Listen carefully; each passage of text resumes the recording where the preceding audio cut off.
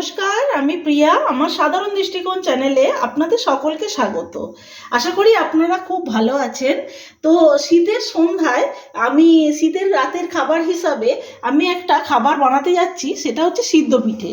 তো এটা পৌষ সংক্রান্তিতে যদিও আমাদের বাঙালিদের একটা রীতি রেওয়াজ আছে, কিন্তু আমরা এটা শীতকালে মাঝে মাঝেই খেয়ে থাকি।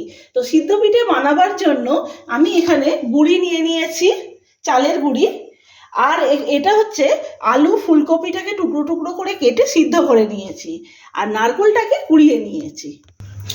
প্রথমে আমি তরকারির পুরটা বানিয়ে নেব। তার জন্য কড়াতে দিচ্ছি কিছুটা পরিমাণ সাদা তেল। তেলটা গরম হয়ে গেছে, এর মধ্যে আমি কিছুটা পরিমাণ জিরে ফোড়ন দেব।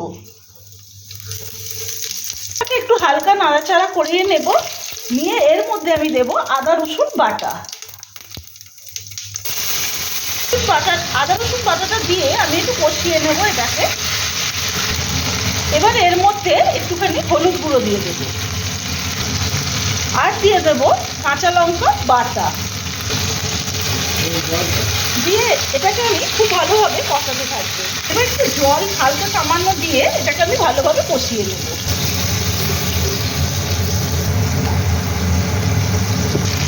এবার এর মধ্যে কিছুটা পরিমাণ জিরে গুঁড়ো দেব,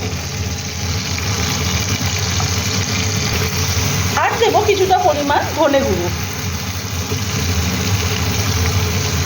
তোকে ভালোভাবে মশলাটাকে আমি কষাতে থাকবো। এবার এর মধ্যে খুব সামান্য পরিমাণ কাশ্মীরি লঙ্কার গুঁড়ো দেবো,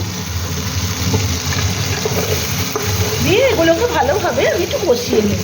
মশলাটা কষানো হচ্ছে, আমি ততক্ষণ একটুখানি স্বাদটাকে ব্যালেন্স করার জন্য একটু চিনি দিয়ে নিলাম।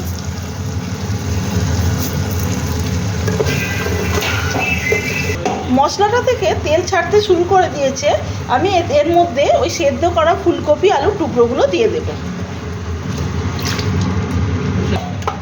আবারও মশলাটার সঙ্গে ফুলকপি আলুটাকে ভালো করে মিশিয়ে নিয়ে নাড়াচাড়া করতে থাকবো যতক্ষণ না শুকনো হচ্ছে। এবার এর মধ্যে একটু নুন দিয়ে নেব। এবার এর মধ্যে আমি ভাজা মশলার একটু গুঁড়ো ছড়িয়ে নেব, তাতে জিরে আর শুকনো লঙ্কা শুকনো খোলায় ভেজে গুঁড়ো করা আছে। আর সব শেষে দেব বেশ কিছুটা পরিমাণ গরম মশলার গুঁড়ো। তরকারিটা পুরো শুকনো হয়ে গেছে আর গলে গলে মতো গেছে। এবার আমি এর মধ্যে ধনে পাতা কুচি ছড়িয়ে নামিয়ে নেব। এটাকে আমি মেখে নিয়েছি চালের গুঁড়ির মধ্যে একটু নুন গরম জল দিয়ে এটাকে ভালোভাবে মেখে নিয়েছি, ময়দার মতো করে একটা সফট ডো বানিয়ে নিয়েছি। না, এবার নারকেলের পুরটা আমি বানিয়ে নিচ্ছি। তার জন্য কড়াইয়ের মধ্যে আমি কিছুটা খেজুরের গুড় পাটালি আর কি দিয়ে এটাকে একটু গলিয়ে নেব। এর মধ্যে খুব জল দেব, দিয়ে গুড়টাকে একটু গলিয়ে নেব। গুড়টা গলে গেছে, এবার আমি এই নারকেলগুলো দিয়ে দেব।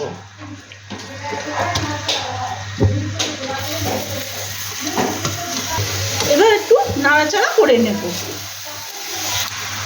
পুরটা আমাদের রেডি হয়ে গেছে, এবার এটাকে আমি নামিয়ে নেব। এখান থেকে আমি একটু লেচি কেটে নিলাম। লেচি কেটে নিয়ে এইভাবে একটা বাটির মতো আকার দেব।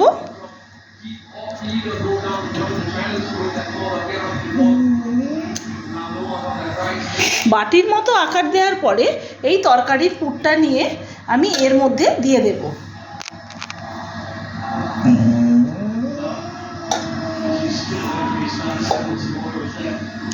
এবার এইভাবে প্রথমে এর মুখটাকে বন্ধ করে নেব,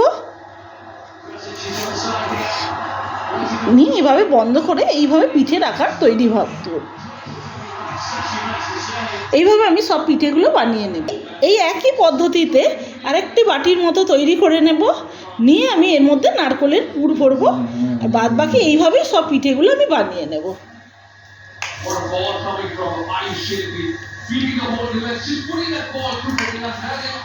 এর মুখটাকে প্রথমে বন্ধ করে নিয়ে তারপরে এইটাকে দুদিক দিয়ে ভাঁজ করে নেব। এইভাবে আমি সব পিঠেগুলো বানিয়ে নেব।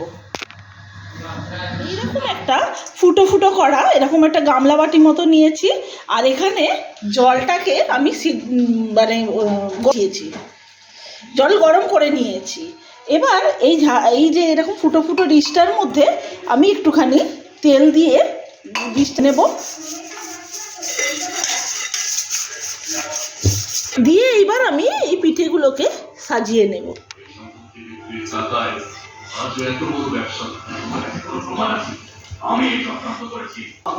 এই যে এইভাবে আমি সাজিয়ে নিয়েছি। এবার ওই জলটা যে ফুটছে ওর মধ্যে বসিয়ে দেব, দিয়ে এটাকে আমি 15 থেকে 20 মিনিট ঢাকা দিয়ে রেখে সিদ্ধ করে নেব। হয়ে গেছে, 15 মিনিট বাদে আমি ঢাকনাটাকে খুলে নেব। দেখুন এই যে পিঠের গাগুলো সমান সমান হয়ে গেছে, তার মানে জানবো পুরো রেডি হয়ে গেছে। এবার আমি এগুলোকে একটা জায়গায় ঢেলে নেব। এই যে পিঠে পুলি রেডি হয়ে গেছে। তো শীতের রাতে এই একটা খাবারটা খুব ভালো জমবে। এটা সাধারণত বাঙালি পরিবারে পৌষ সংক্রান্তিতে এই পিঠে পুলি উৎসবটা পালন হয়। তাছাড়া বাঙালিরা শীতের মধ্যেই এই পিঠে পুলি উৎসব পালন করে থাকে। তো আজকের ভিডিওটা আমি এখানেই শেষ করলাম।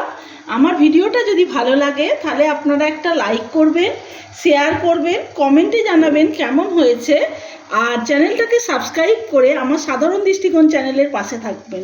নমস্কার।